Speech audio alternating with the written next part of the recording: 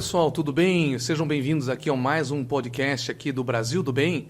E nós vamos aqui hoje entrevistar, na verdade não é nem entrevista, é um bate-papo aqui com um dos embaixadores do Brasil do Bem. O Brasil do Bem, para quem não conhece, é um grupo de empresários que se reúne todas as semanas. Aqui em Curitiba tem vários núcleos e a gente tem um tripé, que é o tripé da fé, família e negócio. E esse grupo foi fundado pelo nosso amigo aí, o Carlos Wieser, né, que é um grande empresário, né, Dangui? Inclusive o Dangui esteve aqui em Campinas lá, conversou pessoalmente com ele, né? Fantástico, né, Dangui? Excelente, excelente, né?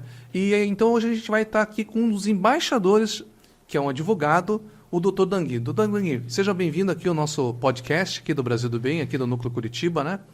Muito obrigado, Frank, pelo convite aí. Me sinto honrado aí estar participando dessa conversa contigo aí, com o pessoal do Brasil do Bem aí. Legal. Olha, pessoal, vocês vão aprender coisas bem interessantes aqui, que eu estava fazendo dos bastidores aqui sobre o tema, né? Vai ser um tema muito legal. Doutor Dangui, como é que começou a empresa, a Dangui Carminati, né? Carminati Dangui, advogados. Exatamente, advogados. Como é que foi essa... Carminati Dangui, na verdade, ela é um escritório de advocacia novo. Ele não é um escritório com muitos anos de atividade, nada. Desde 2016, a gente criou esse escritório com uma mentalidade um pouco diferente. Como nós atendemos bastante o público empresarial, e eu também tenho formação contábil e outras áreas, acabamos que nós juntamos essas especialidades administrativa, contábil e jurídica para criar um escritório de advocacia mais dinâmico. E me diga uma coisa, o doutor é de Guarapuava, né? Na verdade, eu sou nascido em Palmas, mas o nosso primeiro é Palmas, Paraná, cidade mais fria do Paraná. Eu conheço Palmas, mas Palmas é uma cidade interessante. Uma vez eu estive no inverno lá, cara, frio pra caramba lá. E sabe que lá eu tive a oportunidade de ver as primeiras, aquelas eólicas, né? Sim. E você anda naquele campo, assim, aquele negócio bonito, assim, né? Então, você é de Palmas, então? Sou nascido em Palmas, mas acabei indo para Guarapuava para estudar. Na época, tudo, e acabei conhecendo a minha esposa, com quem estamos juntos até hoje, minha companheira aí, e acabamos montando o escritório junto, é a minha sócia também. Olha só, então Carminati é a sua cara metade e também no sócio. Isso, né? É quem manda no escritório. Quem manda no escritório. É o Carminati Dangui, né? Dangui, isso mesmo. Certo, tá certo. Mas me diga uma coisa, doutor Dangui. Eu sei que vocês ali, a gente teve uma conversa ali, vocês fazem muita questão também de compra e venda de empresa, a parte advocatícia, a parte de holding familiar, né? Como é que está essa questão hoje no mercado? Porque se fala muito hoje em dia, né? Pô, você tem que fazer a holding familiar para proteger patrimônio, aquele negócio todo, né? Como é que é isso aí? A gente consegue desmistificar um pouquinho com o nosso público que está aí ouvindo a gente? Sim, conseguimos, Frank. O que acontece? Eu vi um movimento que aconteceu mesmo ali diante da pandemia. Como a gente trabalha diretamente com muitos empresários, e a maioria são empresas familiares. É o pai que administra, os filhos estão ali na operação, mãe. Então, são esses grupos familiares. E a pandemia, ela trouxe uma realidade para esses empresários. Então, acabou tendo um choque de realidade que eles viram que eles não são eternos. A pandemia acabou levando aí muitos amigos nossos, muitos entes queridos, e os empresários começaram a trazer mais essa visão de sucessão para as vidas dele.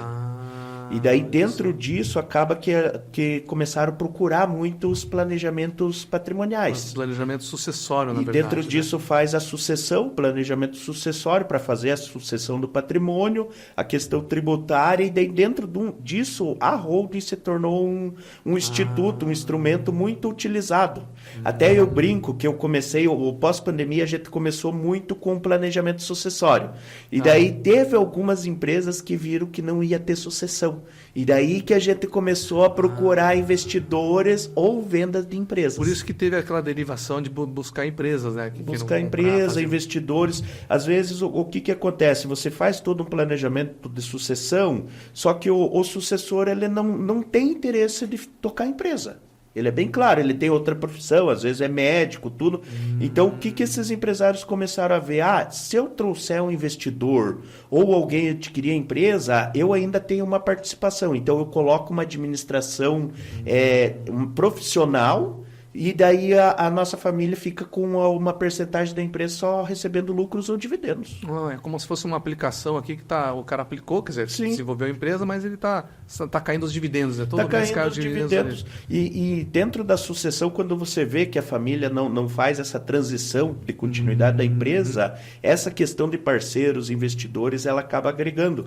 Porque às vezes é um fundo de investimento, ele coloca o pessoal técnico qualificado dentro da empresa, ele arruma a casa. Olha só, hoje eu mesmo estava conversando com um empresário que justamente é do interior do Paraná, e olha só, a história é interessante, porque o avô construiu a empresa, aí teve o pai e mais uma irmã, né? Sim. E o pai e a irmã teve ele, que eu estava conversando com esse empresário, e a irmã também teve outro cara. Só que os dois não se bicam muitas vezes assim, né? E aí fica uma coisa complexa para dar continuidade do negócio. Para fazer administração. Pensa, amanhã depois faz uma sucessão, ficam os dois filhos, dois sócios, cada um com 50%. Exatamente. Daí nenhum vai ter poder de gerência sobre o outro. E acaba que a empresa ela vai se rachando. Vai se rachando o meio, né? Isso mesmo. E daí nessa transição acaba que quebra a empresa. Porque uma coisa é o patrimônio todo junto. Todo global Sim. ali para fazer uma atividade. Agora, no momento que você começa a partir esse patrimônio, aquela atividade ela começa a sofrer interferência disso. Né? Acaba perdendo valor. Valor e outra coisa, perde valor e a próprios colaboradores, né, ficam numa situação, pô, eu vou pegar partido de quem, né? Não sabe quem que efetivamente dá ordem, quem manda dentro da empresa. E realmente, você falou uma coisa certa, né? Que, por exemplo, nesse caso já é a terceira geração, né? Sim. Mas o pai que está tocando, tem lá 70 e poucos anos, o cara já perdeu aquela energia que tinha quando tinha 40, 50 anos, né? E aí ele começa a perceber, puxa vida, eu preciso fazer um movimento, mas aí tem que ser um movimento bem pensado, né? Sim. E juridicamente bem construído, é isso? Bem amarrado, porque o que acontece? Tipo o exemplo da holding. Hoje o pessoal, eles abrem a holding para administrar o patrimônio, os bens móveis, o patrimônio que a vida inteira eles construíram e as empresas. Então a holding ela é uma instituição à par que vai ter esse poder de mando. Dentro dessa holding eu consigo disciplinar regras de como que vai funcionar a administração daquela empresa. Através de acordo de cotistas, de acionistas, dependendo, eu consigo disciplinar. Não, eu quero que fulano administre a empresa assim, assim, assado, dessa forma, que tenha um conselho consultivo. Às vezes eu posso até tirar os filhos da administração. Colocar um administrador técnico e criar um conselho para os filhos participarem da gerência através de conselho. De conselho, não como executor. Não como executor, mas um conselho deliberativo, muitas vezes, onde que eles vão disciplinar as diretrizes de como que vai ter que ser feita a administração da empresa e o administrador profissional vai executar aquilo. Vai executar e tem que prestar conta para o conselho. Prestar contas, tudo certinho. Hoje a questão de transparência, governança corporativa é muito forte. Então você tem muito mecanismos que você consegue ter esse controle. Você acaba pegando, igual até a gente está com uma empresa no interior do Paraná, que uma das sugestões foi contratar um administrador profissional. E daí no nicho deles em São Paulo tem administradores muito bons no mercado, em Curitiba mesmo. Então ele vai trazer um administrador para o interior e esse administrador, além de ter o salário dele, ele vai ganhar participação do que aumentar o faturamento da empresa. Olha só, mas quando acontece, mas aí tem que ser uma coisa consensual, né? Mas quando acontece uma situação, vamos lá um exemplo lá, hipotético. O cara lá, eu não me bico com esse cara aqui, né, que é meu parente, eu vou fazer outra coisa, mas vai fazer outra coisa, mas tem lá 50% da empresa. E aí, como é que fica essa questão? Não, essa metade, não, eu vou trazer um administrador para cuidar dos meus 50%. Sim. Começa a ficar complicado a coisa. Começa a ficar complicada essa gestão. Por isso que o planejar, a gente sempre pensa antes. A gente trabalha com todas as contingências que podem acontecer. É preditivo, né? Não é preditivo. Como é que é? O advogado fala, não é contingencial, né? Sim, é algo preventivo. Você vai prevenir que aquilo aconteça. Agora, depois que teve o falecimento, teve a sucessão, muitas vezes não tem o que fazer. Você vai trabalhar corrigir coisas e tentar mitigar, diminuir o máximo possível o impacto daquilo. Mas a ideia da holding é você já planejar tudo o que vai acontecer com a sucessão. Tipo, e muitas vezes não é só com a morte. Tem muitos empresários, igual você falou, a pessoa já está de idade, ela está cansada. Ela passou a vida inteira ali, construiu uma empresa, tudo sólida. A empresa, ela anda por si só, então ele acaba tirando o pé.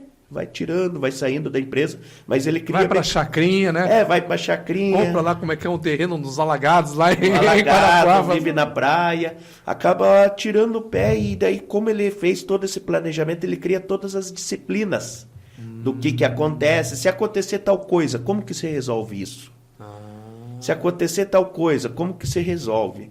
Muitas vezes ele faz até a doação das cotas com usufruto para os sucessores. Só que o usufruto de cotas sociais, não do bem, você consegue preservar a administração plena. Não sabia que existia usufruto de cotas. Tem Existe cotas? E é muito utilizado hoje para fazer a sucessão, porque o que acontece? Se eu fizer usufruto de um bem imóvel, aquele bem imóvel ele imobiliza. Eu não consigo vender, não consigo negociar nada. O que a holding faz? Muitas vezes você integraliza um bem imóvel na holding e você averba o usufruto nas cotas. Então eu tenho o poder de administração. Os bens que estão dentro da holding não têm usufruto. Eles são negociáveis. O que vai ter são as cotas sociais da empresa. As cotas sociais. E as cotas no usufruto, você disciplina quais que são os poderes do usufrutuário.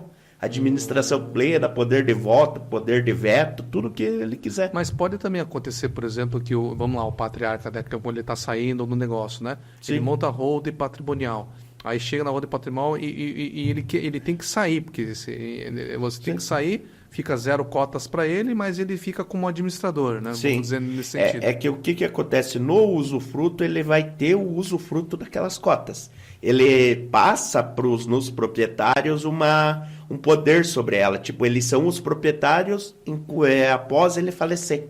Então, ele dá uma propriedade que a gente chama fiduciária, uma propriedade que não é plena para os filhos. Mas isso é interessante, porque daí não precisa pagar ITCMD, né? Paga. Na doação daí paga. Só que a vantagem é que o ITCMD na sucessão é 4%. Sim. Na doação com usufruto é 4%, mas eu pago 2% na criação do usufruto e 2% após o falecimento. Entendi. E o pessoal está usando muito para sucessão, porque daí eu não preciso fazer inventário. Sim, não precisa fazer inventário. Que daí eu só vou lá e averbo na junta o falecimento, ele extingue o usufruto, fica a cota plena para o sucessor. Olha só que interessante. Então isso tudo se faz através de um movimento bem planejado. Sim. Isso é uma especialidade da Dangui, Carminati Dangui, né? Carminati Dangui, advogado. Tanto que a gente, até eu brinco que hoje virou moda holding. Eu tenho artigos de 2015, 2016 até 2017 eu fui palestrar no Mabu para falar sobre holding. Só que agora acabou massificando e o pessoal está vendendo muita ilusão. Coisas que não são executáveis. Olha, isso é importante, pessoal. Olha, se você quer consultar, você tem uma empresa, até ter um patrimônio razoável da família e queira fazer um planejamento sucessório, tem que ver pessoas que têm experiência, né? E não... Porque realmente, você tá toda hora eu recebo no WhatsApp, né? Não sei o quê. WhatsApp não, é Instagram, né? Não sei o quê. Aí você fica confuso, né? Sim. E o que acontece? Eu até brinco que tem o pessoal que faz holding de prateleira. É um termo que eu uso. Porque holding de prateleira. Ele cria um modelo de contrato social único e implanta em 10, 20 clientes. Copia e cola. Copia e cola. E isso não funciona. Porque cada situação é diferente. Cada família tem problemas, cada família tem situações peculiares. Então, a holding ela tem que ser muito personalíssima.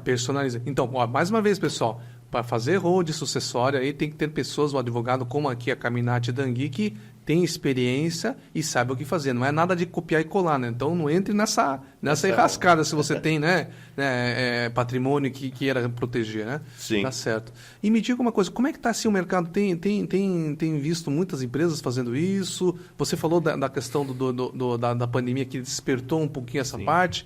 Mas é uma coisa que veio para ficar? Ou como é que é isso? Viu? Eu acredito que é um movimento que veio para ficar. Eu até uso o termo pessoal, você faz hold, você faz... Não, é planejamento patrimonial. Porque eu já peguei um caso, exemplo, nós estávamos com uma operação de 70 milhões da venda de uma fazenda. Se eu implantasse a holding, para ele não ia ser eficiente. Porque ele ia ter que pagar quase 20 milhões de tributo, de ganho de capital na operação de venda. E daí nós optamos por utilizar a própria pessoa física e fazer alguns movimentos. De 20 milhões caiu para 2 milhões e 160 Porra, de 20 para de 2. ganho capital. Então foi tipo uma diferença monstra. Só que o que acontece? Se você fizesse pela hold, você ia ter um prejuízo muito grande. Por isso, pessoal, então tem que ter uma pessoa especializada que possa ver, assim, de uma forma holística, né? A situação, né? Senão, só vê naquele ponto aqui, esquece que tem um rabinho aqui do lado, né? Por causa que esses planejamentos você tem que analisar a empresa societariamente, ver toda a questão societária, patrimonial, relações com terceiros. Tudo isso daí você tem que analisar para fazer um estudo de forma sistêmica. Né? Não adianta você fazer algo que você vai focar só na sucessão, amanhã depois vem um ITCMD monstro. É verdade, é verdade. E me diga uma coisa, doutor, como é que foi essa sua experiência de estar em Guarapuava, né? Porque eu conheço Guarapuava lá, sim, tem um lago lá bonito, a gente caminhava lá no lago, o povo lá bem bacana, bem hospitaleiro. Tem como é que é o hotel? Tem um hotel bem como é que é? Everest, não, hotel, esqueci o nome. Grande Hotel. O Atalaia. O Atalaia. Eu ficava muito no Atalaia lá. Tinha o Atalaia e o Kister, né? O Kister, sim, né? tem os hotéis lá bem no centro. No centro, né? E como é que é você vir em Guarapuava depois vir para Curitiba? O que você está sentindo assim? Porque é interessante, né? Porque me disseram o seguinte, né? Eu sou curitibano da Gema, tá? Mas eu sempre viajei para lá e para cá, então a gente tem um pouco mais. Mas diz que o curitibano é meio fechado, né? Diz que ele não cumprimenta nem o vizinho, né?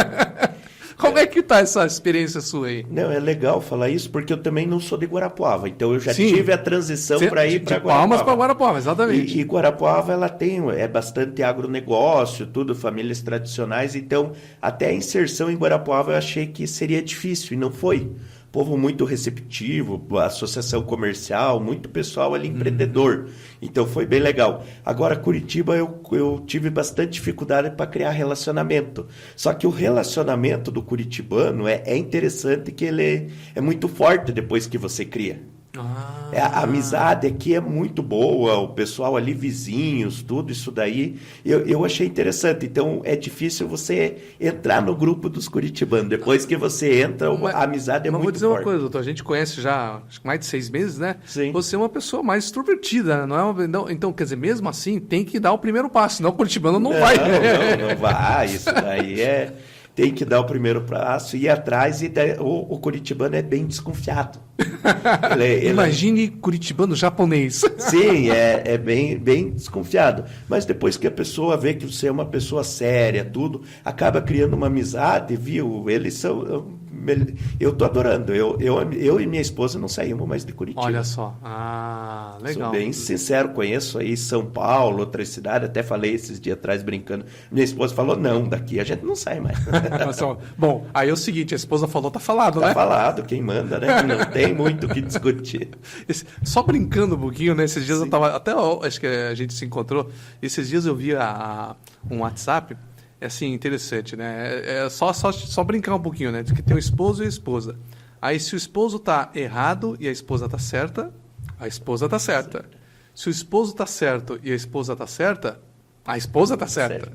Se o esposo tá errado e a esposa tá certa, a esposa tá certa, lógico. Se o esposo tá errado e a esposa tá errada, você tá errado.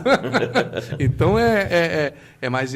Desculpe, tá, pessoal? É brincadeira, tá? As mulheres que vão assistir aí, mas a gente ama vocês, tá? Verdade, isso daí eu brinco muito quem manda lá em casa, tudo, mas é uma brincadeira com fundo de verdade. É ela que manda e a gente respeita, porque é a companheira do dia a dia, é quem faz com que cresça o escritório. Escritório, né? Verdade. Entendi. E entrando mais a fundo assim, nos outros serviços que a Caminhante Dangui faz, tem outros serviços que também ela desenvolve aqui? Sim. O escritório nosso, até a gente tem um posicionamento de mercado bem distinto. Porque o que acontece? Como a gente trabalha com societário e tributário, a maioria dos nossos pares, hoje, eles focam em grandes empresas. Que é onde que tem as maiores estruturas, tudo. O que acontece? Como eu comecei a trabalhar desde o começo com Simples Nacional, com microempresa, empresa de pequeno porte, hoje a Carminati Dangui, ela foca bastante na pequena e média empresa. que é a olha grande só. maioria, o que tem a maior demanda jurídica, tudo. E a gente traz um auxílio nessa parte empresarial, desde a parte comercial, recuperação de ativos, cobrança, planejamento tributário. Então, tudo que a gente pode agregar, a gente acaba auxiliando o empresário. Olha só, então olha pessoal, se vocês prestarem bem atenção, se você é um microempresário, né, ou pequeno empresário, é um público interessante para conversar com o doutor aí para tentar dirimir, né? E hoje, assim, qual que você vê que está demandando mais hoje em dia, doutor? Hoje o nosso foco maior é essa questão mesmo dos planejamentos. Os planejamentos, eles não são, como que eu posso falar, um carro-chefe, assim, um produto massificado, são mais pontuais, só que a maioria dos empresários hoje, eles têm algum tipo de planejamento ou querem fazer.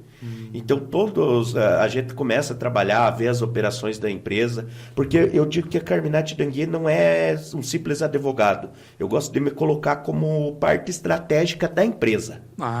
Olha só. Auxiliar o empresário, não pensar só de forma, o doutor, ele só pensa de forma jurídica, ele não deixa fazer, às vezes, um negócio porque vai ferir alguma lei ou vai gerar algum prejuízo. Não. A gente tenta trabalhar com o empresário para mitigar riscos. A gente demonstra todos os riscos que o empresário vai ter na operação, mas a palavra final é do empresário. É interessante que vocês também têm a questão da contabilidade, ou seja, como é que chama? A formação contábil também, Sim, isso dá uma sim. diferencial, né? Dá. A formação contábil eu fiz até, é uma história engraçada. Opa, vamos lá. Eu resolvi, eu estava em formação do direito e daí eu tive um problema com o meu imposto de renda. Por problemas que um contador que eu tinha não fez declarações que eu havia pedido para ele, mandei alguns documentos, tudo, acabou não declarando e eu caí na malha fina. Tá. E eu, a partir daquele momento, eu falei, não, agora, a partir de agora, sou eu que vou fazer meu imposto de renda. Fiz curso de imposto de renda, me aperfeiçoei e acabei fazendo contabilidade. Gostei da profissão, tanto que tenho meu CRC ativo, mas não atuo. Olha só. E foi por causa de uma situação... Do imposto de renda. Poxa. E hoje até eu continuo fazendo o meu imposto de renda e sempre pego no pé do meu contador. Digo, viu? Aqui eu tô vendo que tá tendo uma inconsistência entre a empresa e a minha pessoa física. Temos que ajeitar isso daí. Mas uns excelentes profissionais, mas a parte contábil ela é muito complexa. É complexa. Aí tá toda hora mudando, né? Sim. O governo federal, estadual e municipal, eles emitem mais de 30 normas por dia. Cara... Humanamente... Eu falo, mas é erro do contador. Não. É humanamente impossível ele ter todas essas regras em tempo real. Por isso que sempre tem as diferenças de imposto que tem que pagar mais e o empresário nem está sabendo e mudou o negócio, né? Olha só. Agora, me diga uma coisa, doutor, qual é a diferença, assim, básica, uma empresa de processo sucessório, tá? Sim. O que eu vejo tem o processo sucessório realmente da empresa, que existe uma empresa comercial ou industrial, né? Ativa, e tem o processo sucessório que é o patrimônio.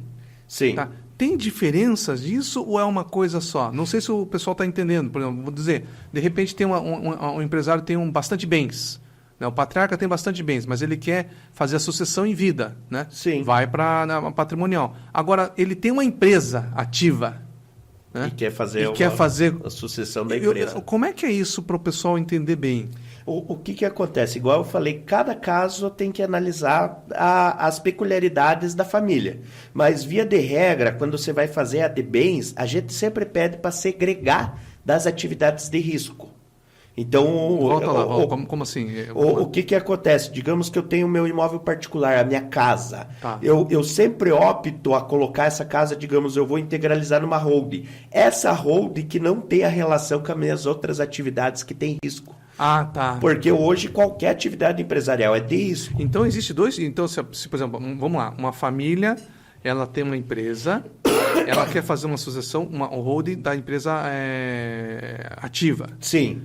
É um CNPJ, digamos. É um CNPJ. Aí eu quero fazer uma holding de empresa de participação, aí é outro... É outro CNPJ. Então não é uma coisa só. Não. A gente opta por separar. Por quê? Hoje no Brasil, até o pessoal pede, se eu fizer tal coisa, eu tenho segurança jurídica de fazer? Infelizmente, no Brasil, a gente não tem muita segurança jurídica. Tem muitas coisas, às vezes, tipo, problema que os empresários têm, ação trabalhista e tributária. Para não respingar na E o que acontece? Às vezes ele fez certo tudo, mas aconteceu um acidente. E daí aquele trabalhador que entrou com uma ação que vai bloquear os bens da empresa acaba pegando o patrimônio particular do empresário. Então sempre é interessante todos os bens particulares que não são da atividade empresarial separar e não deixar na pessoa física. Tipo, abrir uma administradora de bens próprios, colocar lá e fazer essa manutenção lá separado das atividades de risco. Tá, entendi. E agora, quando é o processo de, vamos lá, então a gente teve duas coisas, a questão da holding patrimonial, que é a sucessão de bens, né? De bens. E a sua holding da empresa, tá? Sim. O que assim, vamos tirar esse negócio que, digamos que o cara já tem essa aqui patrimonial, tá resolvido. Sim. Vamos focar agora na sucessão empresarial. Como é que é esse processo? Aí é mais complexo, não é? Não? É mais complexo. Hoje o que está tendo bastante é sucessão empresarial. Empresarial. Empresarial. Temos bastante planejamentos patrimoniais, mas a maioria hoje é sucessão empresarial. Que a sucessão empresarial é essa que eu falei, que tem que fazer regras, disciplinar administradores, fazer tudo. Até um caso, agora você falando dessas distinções, eu me lembrei um caso que a gente fez. O que acontece? É uma família, são 6 irmãos. 6 irmãos. Desses 6 irmãos, 3 administram a empresa, trabalham na empresa, e 3 não. O que foi feito nesse planejamento do empresário? Ele colocou os 3 irmãos que não trabalham na empresa na holding de bens e os 3 irmãos que trabalham na empresa na administração da empresa. Então ele já está fazendo a sucessão em vida, ele já viu ele não quer deixar aqueles filhos que não estão na empresa desamparados também. Sim. Então ele acabou separando o patrimônio particular dele, que vai ficar com aqueles filhos que não têm aptidão para o negócio. Tá. Que exercem outras atividades, tem a sua própria vida. Ele nem participa dessa outra. Dessa holding. Interessante, e né? achei... Interessante, porque geralmente o pessoal quer, digamos que essa empresa é uma empresa milionária. Sim. De 8 dígitos, né? Aí o cara tem um patrimônio, mas não chega ali, né? Aí o cara vai querer, não, eu quero participar do conselho, ou né, participação. Sim. Lá. Então ele fez diferente, né? Ele já está mitigando o conflito, porque ele fez com a participação de todos os filhos, já vendo, olha, o filho tal, desde os 10 anos ele trabalha comigo na empresa.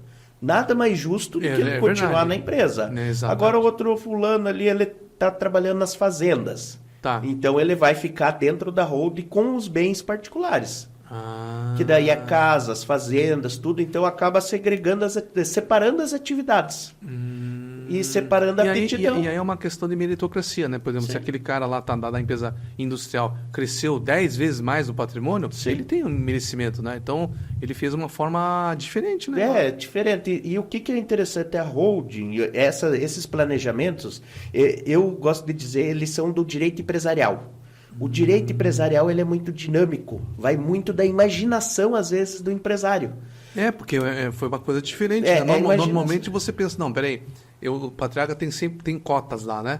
Aí se ele falece, quem que é metade da esposa, metade dos 6, né? Dos 6 filhos, divide em cotas iguais. Cotas iguais, né? Não, ele já fez uma separação distinta a partir da aptidão para cada filho. Olha só, então esse direito empresarial permite você fazer, desde que... tá bom, se eles concordam que tá bom, né? Sim. E daí pega a anuência. Por isso que a gente opta muito por fazer esses planejamentos e a utilização da holding. Porque no direito de família eu não consigo fazer isso. No direito de sucessões, ele é um direito mais engessado. Ele é um direito clássico.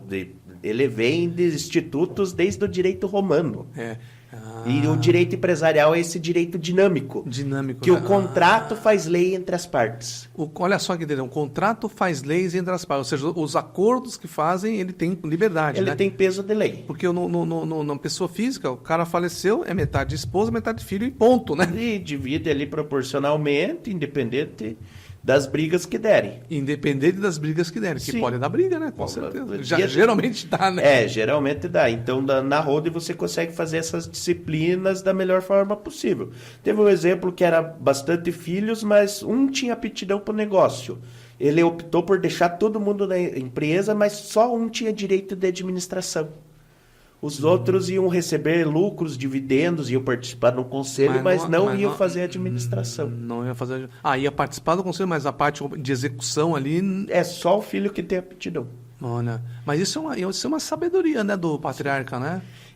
Porque não é fácil, né? Sim. Você fala assim, não, digamos assim, o cara tem 5 filhos, geralmente o mais velho fica, não, eu vou suceder. Não, você não tem aptidão. Você vai jogar futebol, vai fazer aí você pega o terceiro lá, não, esse aqui você tem aptidão, trabalhou bastante. Familiarmente falando, tem que ter uma sabedoria, né? Tem que ter uma sabedoria. O legal do empresário é que, via de regra, ele já está com bastante experiência nessa época, então ele tem bastante sabedoria, ele sabe como que é cada filho, como que funcionam as relações. Então, uma das coisas que eu sempre falo para o empresário, viu, quem é dono do patrimônio é você. O que você quiser fazer, teus filhos têm que aceitar. Tanto que até teve um exemplo... Por isso que é importante fazer a sucessão em vida, né? Em vida. Um exemplo clássico que a gente teve no Rio de Janeiro, isso daí até foi para a revista da FGV. Um pai fez a doação das cotas com reserva de usufruto para todos os filhos e estava saindo da empresa. Os filhos começaram a se articular para tomar a administração do pai internamente. Mas como o pai tinha a usufruto, ele vetou isso daí. O que ele fez? Ele vendeu todo o patrimônio da empresa e a venda, ele fez a venda condicionada com aluguel. Então ele não parou a atividade empresarial, mas todo o patrimônio da empresa ele vendeu sem os filhos saberem. E daí, quando abriu a sucessão, que os filhos foram ver, não tinha nada mais de patrimônio da empresa. O pai já tinha vendido tudo, só tinha papel. Olha só, hein? Então, por isso que eu sempre falo, quando o empresário ali, o patriarca, a matriarca ali, que estão à frente do negócio, quem decide a palavra final é deles. Eles são donos do patrimônio até que venham falecer. Enquanto estão vivos, os filhos, eles até podem dar opinião, mas a palavra final é deles. Agora, tem uma coisa que o pessoal pergunta, né? Porque tem uma coisa que é você fazer em vida, né?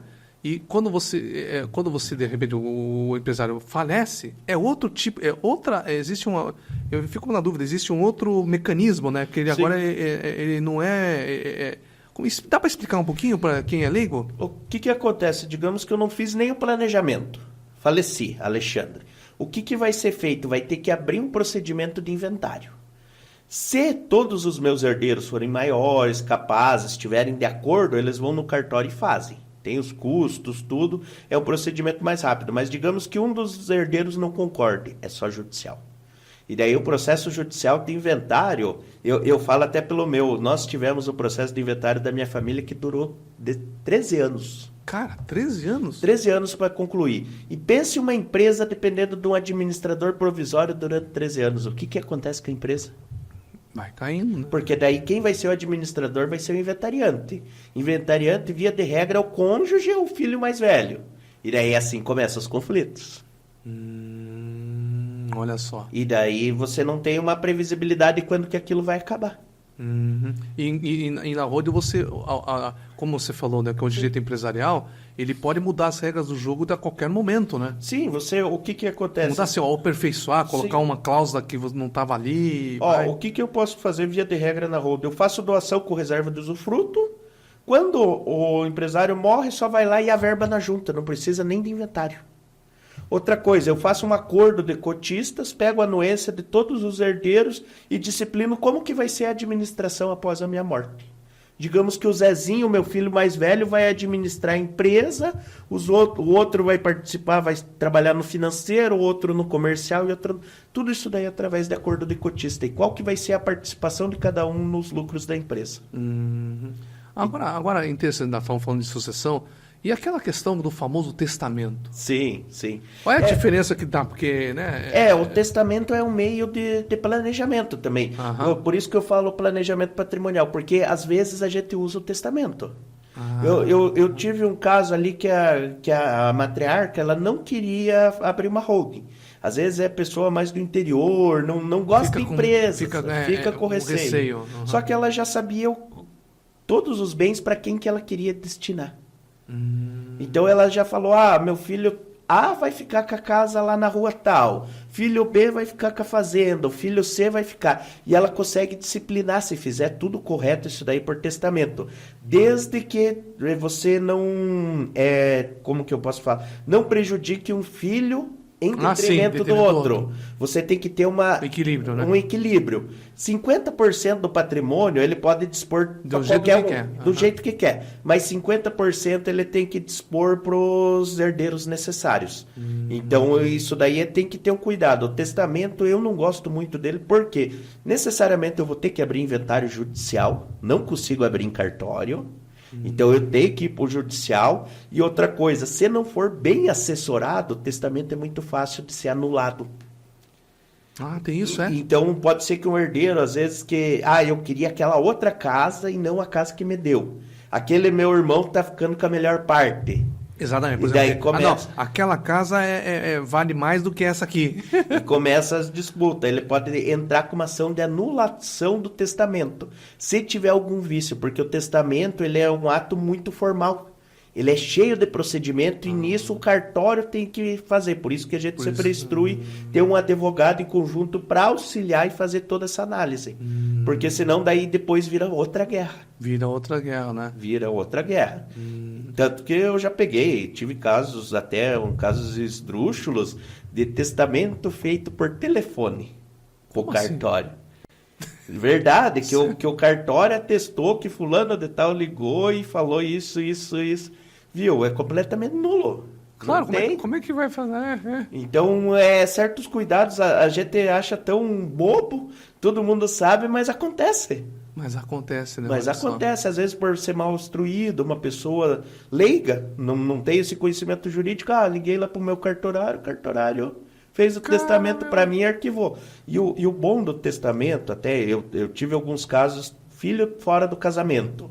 Opa, Que o patriarca não queria que a família soubesse. O que ele fez? Ele fez o reconhecimento em testamento e deixou alguns bens para esse filho fora do testamento. Ninguém sabia. Quando abriu o testamento... E daí ele fez um testamento ali que foi cerrado. Então não é público, ninguém tem acesso. Sim, exatamente. Só é aberto o testamento após a morte. Então quando aconteceu, o pessoal levou um susto, né? Peraí, tem mais um... Tem mais Imagina uma a filha. esposa. Imagina a esposa, né? Eu acho que já não tava mais, já tudo não foi, existia. não foi no casamento ali, tudo. Sim. Mas era uma surpresa para os filhos. E o empresário ele optou fazer dessa forma. Que ele não queria já gerar um conflito enquanto antes. tivesse vida. Ele ia deixar o conflito para depois que morresse. que se resolva. Olha só. Mas já deixou tudo disciplinado. Que ele olha só. ia ficar com a casinha, com o carro, tudo não deixou desamparado. Por isso que esse processo, eu estou vendo aqui, esse processo sucessório, realmente, ele é complexo, né? Não é do jeito que você acha que é possível fazer, né? Tem que ter um advogado para acompanhar nesse sentido, né? Agora, me diga uma coisa, no caso do testamento especificamente, já que você está falando, aconteceu ali, o cara tem que pagar também os impostos, né? Sim, e se não tem caixa? E esse é um grande problema hoje da sucessão. Porque o que acontece? O ITCMD, que é o imposto que incide ali na 4%, sucessão, né? ele é muito pesado no patrimônio e ele tem que ser pago antes da expedição de formal de partilha. Exatamente. Então aí você acaba vendo muitos casos que a pessoa está 10, 20 anos e não abre o inventário. E fica o patrimônio todo imobilizado lá, gerando... Não dá nem para alugar, né? Não, alugar acho que dá, né? Alugar até ainda dá, consegue, né? mas daí o inventário tem que prestar contas para todo mundo. Tem que pagar os quinhões, Porque tudo certo. realmente o negócio, por exemplo, se a pessoa a família tá tudo assim, contadinho no fluxo de caixa pessoal dela, de repente tem um patrimônio lá de 2 milhões, Sim. 4%, 40 pau, né? Ora, e como é que não vamos tirar isso aqui? E não dá para vender um imóvel, não dá para condicionar o testamento, até ali, e sobrou 2 carros, né? Porra, vende, mesmo sendo do parte, não vende esse aqui para cobrir o caixa. Não tem como disciplinar. O que os empresários estão fazendo hoje, que é ideia. Os empresários, eu acho o brasileiro muito inventivo, muito criativo. O que eles fazem? Hoje eles contratam um seguro de vida que cobre os impostos e o custo do inventário. Tipo, vai dar 200 mil de TCMD. Eu faço um seguro de vida que o seguro de vida vai pagar 300. Então, morri, Entendi. aciona o seguro de vida vai lá, paga o inventário e TCMD e ainda sobra um dinheiro pro pessoal. Olha só. Olha, pessoal, acho que hoje foi um dia, uma entrevista aqui, um bate-papo, na verdade, muito bacana, né? Acho que o pessoal deve ter aprendido bastante coisa aqui, né? E, doutor Dangui, me diga uma coisa. Se o pessoal gostou, né? Você agora é um embaixador do Brasil do Bem, né? Sim. Eu fazer uma pergunta assim, qual é, assim, por que te chamou a atenção de você se tornar um embaixador do Brasil do Bem? A primeira coisa, como eu falei, eu estava vindo para Curitiba, estava buscando relacionamento, network, tudo. E daí o Brasil do Bem, no primeiro momento, eu vi essa oportunidade. Acabei entrando por causa que tem diversos empresários de vários segmentos, vários ramos, e daí essa troca de experiência ali, tudo. Só que depois que eu tive lá, desde que eu estou lá, eu acabei mudando a minha visão sobre o Brasil do Bem. Olha só que interessante. Porque ali, além do relacionamento e do network, a gente acaba tendo um monte de outras experiências. Até as mentorias do Carlos Wizard, Sim. tem inúmeros conhecimentos. Essa visita que nós fizemos para Campinas, isso daí vai ficar na minha recordação por muitos anos. Foi uma experiência incrível, única. Única, né? Única. De você poder conversar pessoalmente com o Carlos, com o Neto lá, com o Pascoal Neto, pessoas que estão muito à frente, às vezes, da gente, assim, que já passaram por muitas coisas e traz essas experiências pra Olha gente. só, que bacana. E se o pessoal assim, gostou do nosso bate-papo, como é que o pessoal vai entrar em contato contigo? Não, é bem fácil. Primeiro, vai visitar no Brasil do Bem. Opa, aí, ó. Então, lá vai, ó, o doutor vai estar lá, né? Sim, né? Toda quinta, às 8 horas, lá na Associação das Empresas da SIC. Da SIC, exatamente. Lá, bem facinho de achar, 8 horas na quinta-feira a gente tá lá. Mas também, caso queiram conhecer o nosso escritório, ele fica ali no Centro Cívico, próximo à Prefeitura. Entendi. É bem facinho. Bem facinho. Tem algum site, algum telefone que você quiser Tem colocar? o nosso site, que é carminatidangui.adv.br. Ali tem o meu celular particular, 41918-6777, e tem todos os nossos dados ali, e a gente está à disposição sempre para ajudar, Frank. Olha, fantástico, fantástico. Pessoal, você viu aqui que bacana, né? Então, pessoal, sempre nós vamos estar com esses podcasts aqui, trazendo os embaixadores do Brasil do Bem. E obrigado mais uma vez aqui, doutor, por estar presente aqui com a gente, né? E boa tarde para vocês aqui. A gente vai se falando, tá bom? Um abraço.